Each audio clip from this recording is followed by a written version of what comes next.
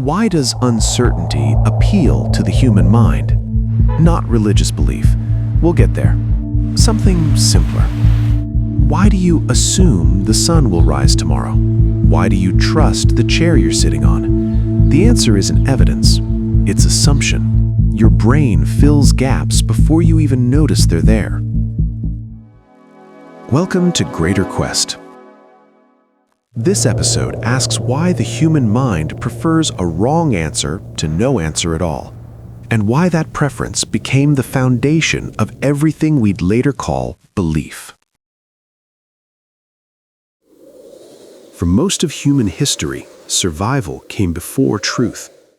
Long before we asked what the universe was made of, we asked a simpler question: what is trying to kill me? The human brain did not evolve to understand reality. It evolved to navigate danger.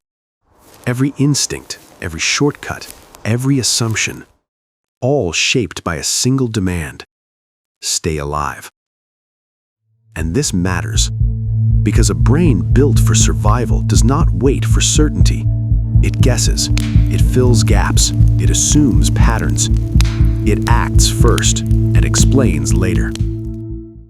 This episode is not about gods, and it is not about religion. It is about the kind of mind that would eventually invent both religion and science. The human brain is a problem-solving engine. Cold, find shelter. Hunger, find food. Threat, run, hide, fight. For hundreds of thousands of years, this engine worked almost entirely on physical problems. But as humans gained control over their environment, fire, tools, cooperation, something changed. The problems became quieter. The immediate dangers receded, and in that quiet, the brain did something unexpected. It kept searching, not for food, not for shelter, for meaning. Why does the sun rise? Why does the storm come? Why does death exist? These questions had no survival value, but the brain could not stop asking them. This is the first crack in the idea that belief is irrational, because curiosity is not a mistake. It is the same survival engine still running, with nowhere obvious to go. Many animals are intelligent. Crows plan, wolves coordinate, chimpanzees use tools, but none of them build explanations for things they cannot see. The difference is not intelligence, it is intolerance for uncertainty. Humans are uniquely uncomfortable with not knowing. A lion does not wonder whether the sun will rise tomorrow. It waits. Humans wondered. And once the brain starts asking questions that have no visible answers, it does not shut down. It fills the gap. Not because it is foolish, but because it evolved to act before certainty arrives. This is the origin of our greatest strength and our deepest vulnerability. Here's the uncomfortable part. That engine is still running. Right now, you're watching this, scanning for patterns, filling gaps, asking where this is going. Same software, different century. In the wild, being wrong in one direction is cheap. If you assume danger and there is none, you lose a little energy. If you assume safety and there is danger, you lose your life. Evolution does not reward accuracy. It rewards survival. So the human brain learned to prefer false positives over fatal mistakes. This bias did not disappear when the dangers became abstract. It carried forward into storms, into illness, into death. The same instinct that once saved our lives now faced problems it could not solve physically, but it still tried. At some point, humans crossed a threshold. We began to aware not just of the world, but of ourselves inside it. We realized we could be injured. We realized we could be lost. We realized we would die. This awareness was terrifying, but it unlocked something unprecedented. We began asking questions no animal ever asks. Why are we here? What happens after death? Is there order behind chaos? Anthropologists see a pattern across every known human society, a restless drive to convert uncertainty into explanation. Some call it meaning-making. Others call it existential anxiety.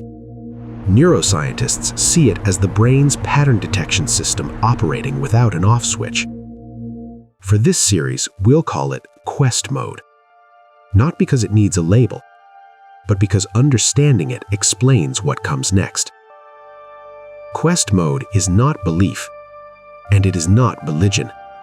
It is the engine that runs beneath both. Religion and science would come much later. Quest Mode came first, and it never shut off. Some argue belief is accidental, a mistake, a byproduct of intelligence. But traits cannot survive for tens of thousands of years unless they reduce cost or increase survival. Belief-like thinking did something powerful. It made the world feel less random, more connected, more structured, even when that structure was imagined. It reduced paralysis.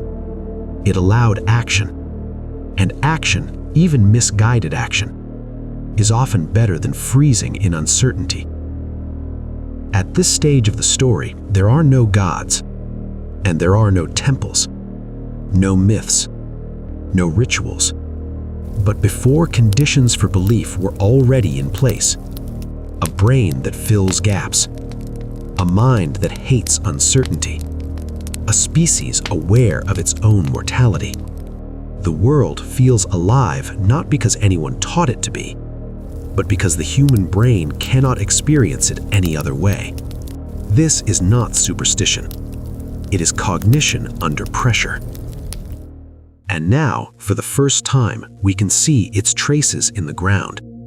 This isn't speculation. Burial sites like Qafse Cave and Shanidar Cave show deliberate body positioning, red ochre pigment, and grave goods.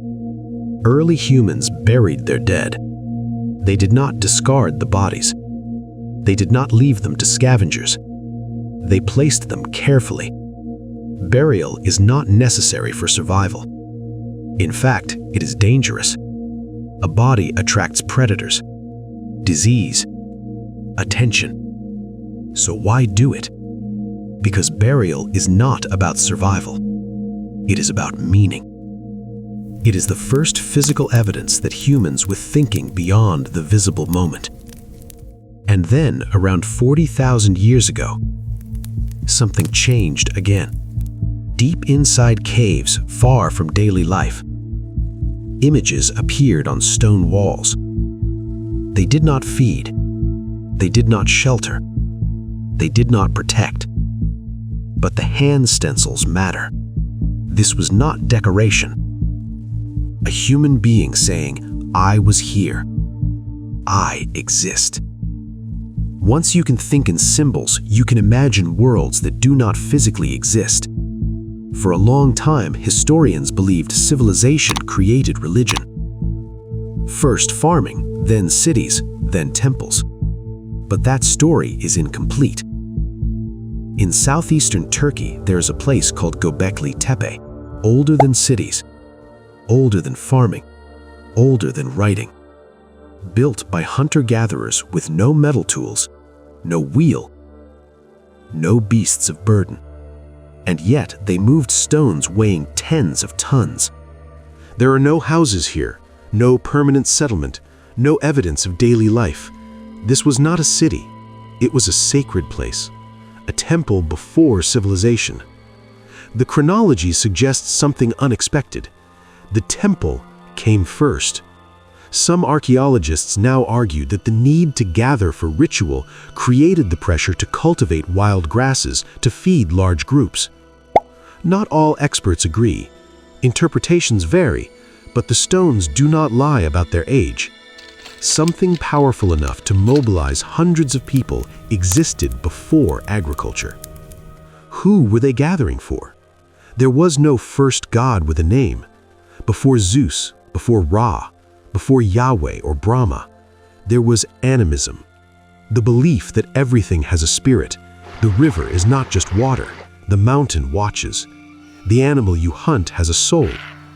These beliefs did not explain the universe accurately, but they did something more important. They created order. They turned chaos into something negotiable. Helplessness became agency. And yet the human quest did not stop.